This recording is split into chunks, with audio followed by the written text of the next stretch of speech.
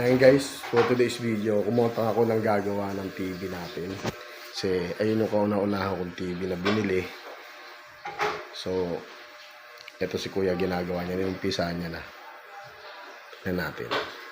Ito na nga guys, inuumpisa ng buksan ni Kuya. Medyo matagal na talaga na stock to dahil hindi nga maipagawa. Base sa mga in-inquire kong technician, ang price nila sa mga ganitong sira ng backlight ay mga 3,500 or 4,000. Kaya kung wala ka talagang budget ay hindi mo talaga mapapagawa ang iyong gamit.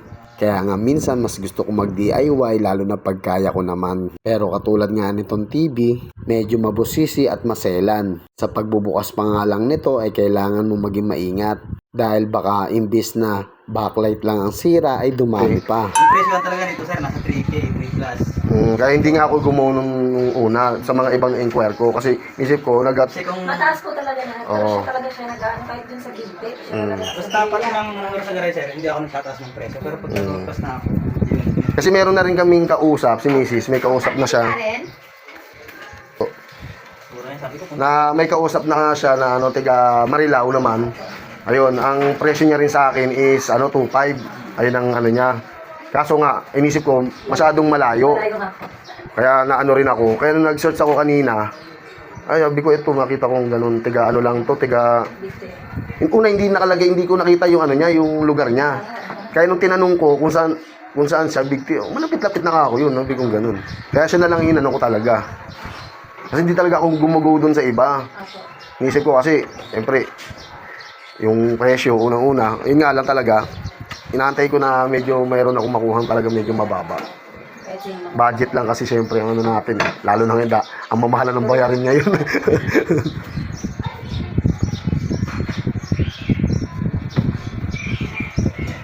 kahapon na malolos ko eh. Malolos ka kahapon.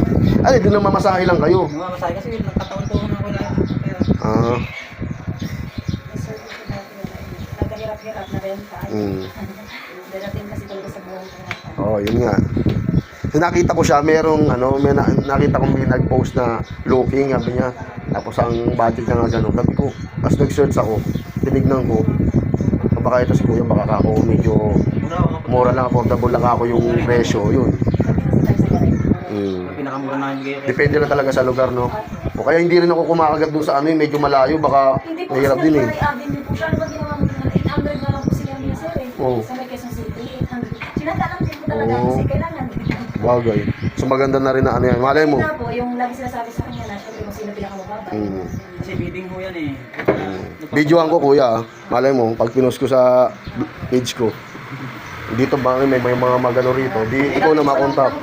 O marami rito. Page din ako sir. Meron ka rin. Kasi nakita ko kanina, para FB mo lang, kaya wala akong nakita na O yun. PL O natin, para malay mo.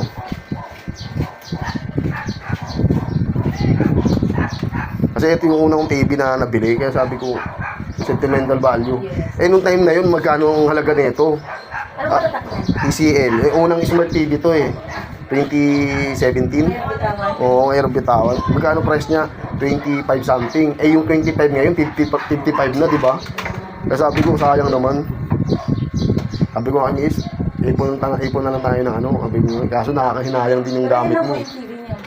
Eto TV, meron ako isang 32. Bala ko sana sa kwarto ilagay ito. Ayan kasi Kuya Kel, may page din siya. Kung gusto nyo magpagawa yan, meron dito. Malapit-lapit lang siya, tiga road to lang. Yung pandemic, ang mahal ng singilan nila. Ayun yung una nag-inquire ako. Ang singil sa akin una, 3,500. Nung pandemic po kasi may siya, may shop pa siya. May shop pa siya noon. Ang dami po nagpupunta sa kanya, pati po mga speaker, pinagtsatsaga po. Napapaayos kasi wala pong libangan sa bahay, di ba? Kasi nasa loob lang ng bahay. Ayan, dinadayo na din. Ginamit na rin yung shop niya. Kaya service na lang. Opo, ang service. Mas okay naman din po kasi wala siyang inupahan. Yun ang kagandahan lang. Mas convenient talaga, lalo na kung mayroong okay yung motor nyo, di ba may service kayo. Lalo. Baka lalo magkaroon ng problema pagka nag-DIY ako. Kasi mura lang yung niya yung lights niya dun sa Shopee at sa Lazada. Yung pagkalkal nga lang talaga yung problema. Kailangan sa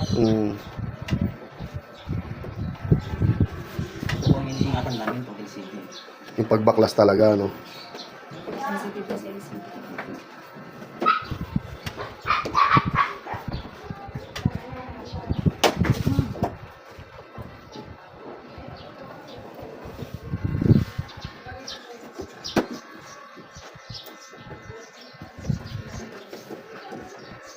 Ang kadalasan daw nasira talaga ng mga ganito, backlight eh, no? Pagka tumatagal na siya ng Dalawa po, backlight sa LCD. backlight tsaka LCD. Ano yung nangyayari ganyan pag mataas masyado yung brightness ng... Pag nasosobrahan sa brightness, LCD ang nasisira. Hindi po, yung backlight. Yung backlight. So, ano ba dapat ang normal na ano na... Kaya yan Pwede, na po pwede yung... yung iba ba? Mamaya, bababa. Oy, set mo na lang kuya para... Kasi parang fluorescent po kasi to. Madalas din nagagawa niya po sa mga ganyan backlight po. Kasi yung binababaan niya yung Hindi po.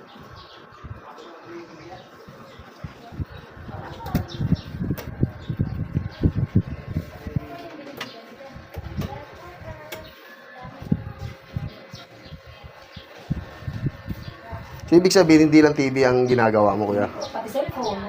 Washing, ano, nag-ano ka rin. Automatic washing. Pag ano kuya, yung washing yung dryer. Hindi siya, bigla na siya uminto eh. Ano nun? Opo, ano nagagawa po?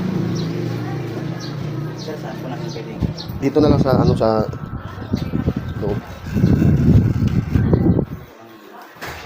Si kuya. Kaya siguro ito sir, Dyan na lang, sa lambot. basta ito magkamali naman po. Mm.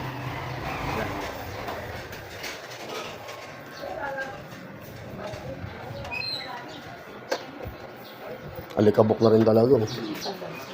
Yung dumi na yan. Oh.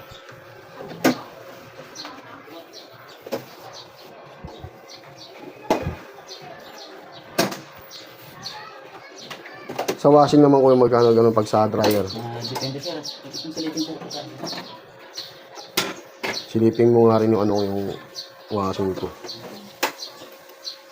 Kasi inisprayan ko na yung nanood ako ng inisprayan ko na siya ng sa niya. WD-40. Oo, yung sa may taas niya banda.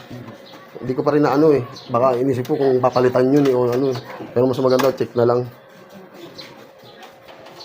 Finish natin.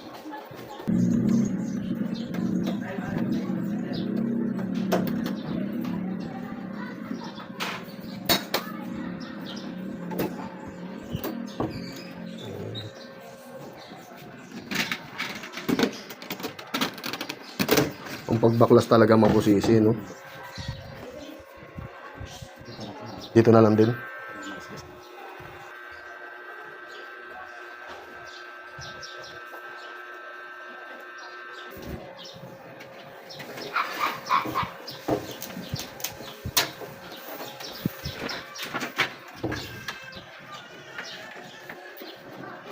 Kaya nga tinanong ko kanina kung papalitan ba lahat ng kasi mga sa base sa mga napanood ko. Pag yung isang lights lang ang pinalitan, matik na sisira din agad. Hindi naman sir.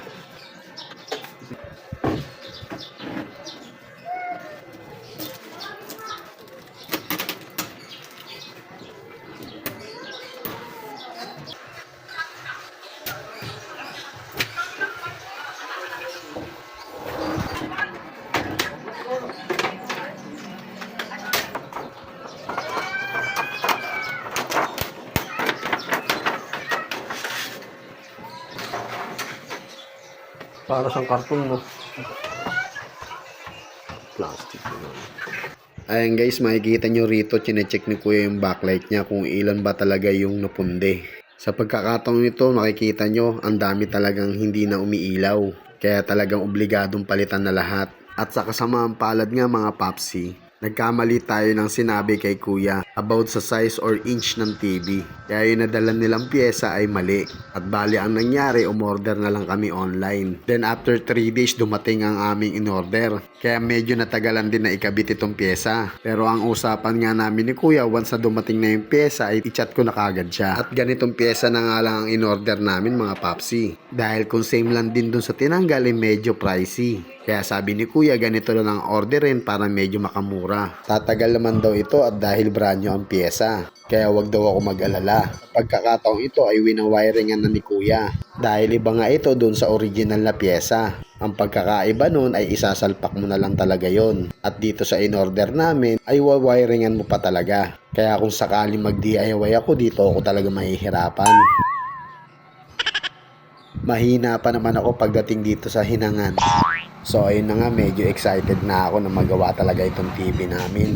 Dahil medyo matagal-tagal na nga itong hindi namin napapanooran. Kaya kung kayo guys naghahanap kayo ng technician, nagagawa rin ng TV nyo o ng iba pa ninyong appliances, pwede nyo kontakin dito si Kuya. Ito ang kanyang page. I-message nyo na lang at kontakin nyo. Nire-recommend ko siya sa inyo dahil mura lang siya maningil at mabait rin naman siya. Kaya kung may mga concern kayo about sa inyong mga appliances, kontakin nyo na lang. At dito nga sa part na to, malapit na siyang matapos. At sa last part ng video, kung mapapansin nyo, medyo madilaw na yung screen ng TV dahil medyo matagal na nga itong TV namin. Dahil dun daw yun sa whiteboard na huling ilalagay bago yung mismong LCD niya. At dito nga, tinitesting na ni Kuya kung umiilaw lahat ng LED backlight bago niya isarado o ikabit ang case.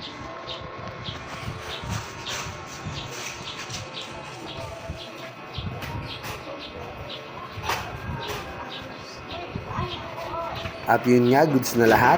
Kinakabit na ni Kuya ang pinaka-housing niya. At syempre yung iba pang connection dito sa loob. Maraming salamat nga po pala kung nakaabot na kayo dito sa part ng video na to. At ang masasabi ko lang, kung mahalaga sa inyo ang isang gamit, ingatan nyo at bigyan nyo ng halaga. Dahil sa simpleng gamit na ito, napapasaya ako at ang aking pamilya. Kaya gusto ko rin magawa pa ito kahit medyo luma na. Dahil sa TV naaalala ko ang papa ko. At ayun ang ayoko mawala. Ang alaala na nasa puso at isip ko. At syempre, ito yung unang TV namin mag-asawa. Ito yung unang pundar namin. Kaya hanggat maaari, kung kaya pang magawa, ipapagawa ko talaga. Ito yung sinasabi ko guys na medyo madilaw na. Pero sa ngayon, napapanooran na namin at maganda naman. Makulay pa rin naman habang nanonood. Basta importante, may napapanooran at nagawa siya. So paano guys, hanggang dito na lang muna ang ating video. Thank you for watching. Peace.